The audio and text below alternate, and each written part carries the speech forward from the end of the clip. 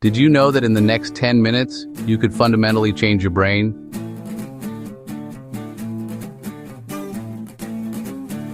It sounds like an impossible claim, something from a futuristic movie or a wild fantasy.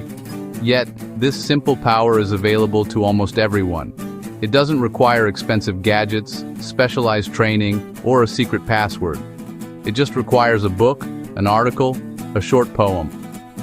The act of reading, even for just a few minutes, sets off a cascade of activity in your mind. A quiet revolution strengthens connections, builds new pathways, and awakens dormant regions. This is not magic. It is the beautiful, intricate science of how our brains respond to the written word. Let's try a small experiment right now, wherever you are. Take a moment to close your eyes. Think of a story you loved as a child, the main character, their world. Hold that image for 10 seconds.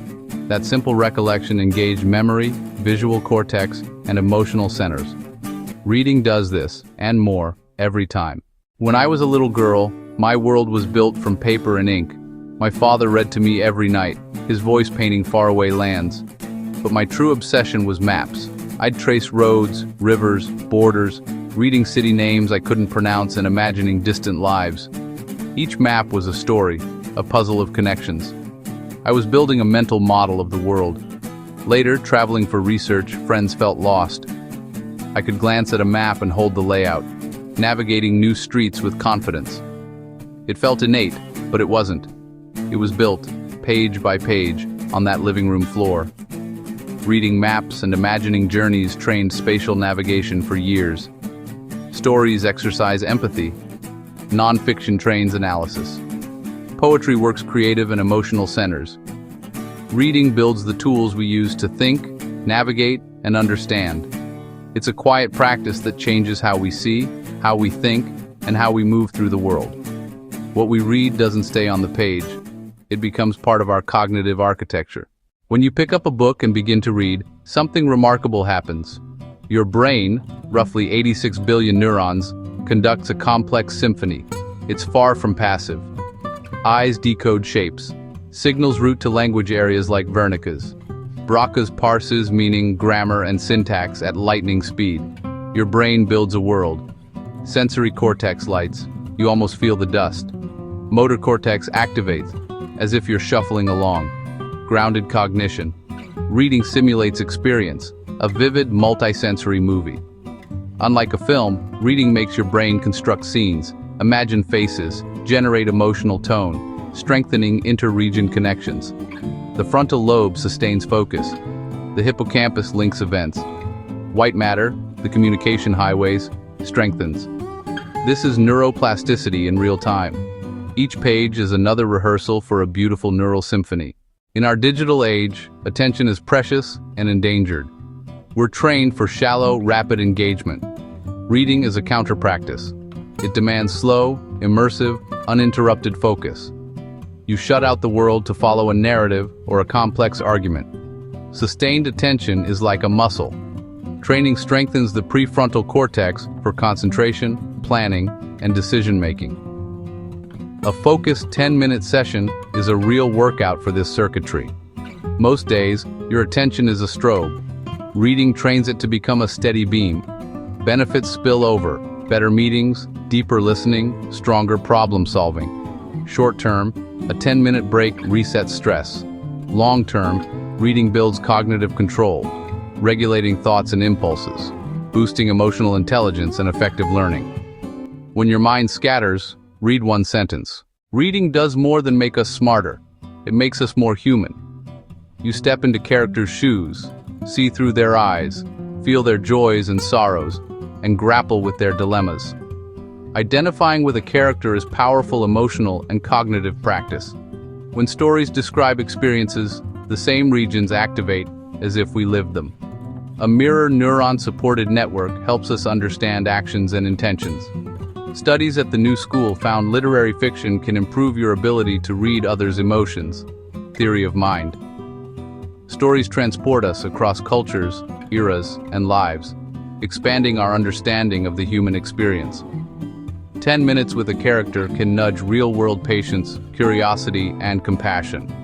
Reading builds bridges of understanding, reminding us every person has a complex inner world, just like those we explore on the page. Every story is a thread. With each page, your brain weaves it into memory. To understand a book, you remember characters, plot points, setting, and themes. Constant retrieval and connection strengthen the hippocampus, the seahorse that turns short-term into long-term memory. Your brain actively constructs a coherent model, not passive absorption. You hold details online, connect them to new info, and update the model working memory in action. Reading builds facts, concepts, vocabulary, and links them to what you know, creating a richer, interconnected web. A denser knowledge base improves critical thinking and creativity. Long-term studies show reading preserves cognitive function, slows decline, and may delay Alzheimer's onset. Each book is a deposit in cognitive reserve. 10 minutes today, small habit, big lifelong payoff. For years, reading's brain effects were mostly theoretical. Now we can see them. fMRI tracks blood flow. Oxygen-hungry neurons reveal which regions work hardest. When we read, the brain lights up like a city at night, integrated and complex. Language networks surge. Action words engage motor cortex. Lush scenes buzz visual cortex. Your brain builds a VR-like simulation. At Emory, after 9 days reading a novel, heightened connectivity persisted days later in language and sensoromotor areas, a lingering neural afterglow, like the afterglow of a good workout for your mind. This is neuroplasticity, proof we're not stuck with the brain we were born with. Each chapter builds a more focused, empathetic, resilient mind. Science demystifies the magic without diminishing it. The simple act of reading is a powerful tool for shaping who we become. Knowing helps. Habits change lives. Start small and make it enjoyable. Tip 1. The 10-minute rule. Pick a consistent time, morning coffee, lunch, or before bed. Read until the timer ends. No pressure. You're free to stop, but momentum carries you. Tip 2. Read what excites you. Don't read from guilt. Follow curiosity and joy. Pleasure fuels repetition. Dopamine makes tomorrow's reading more likely. Tip 3. Mix formats and contexts. Audiobooks for commutes or chores. Long form on a tablet. A short story by your pillow. Fit reading into the nooks and crannies of your day. Make it accessible everywhere. The goal: make reading a seamless, natural part of life. 3 gateways. 1 habit. A brain that keeps getting better.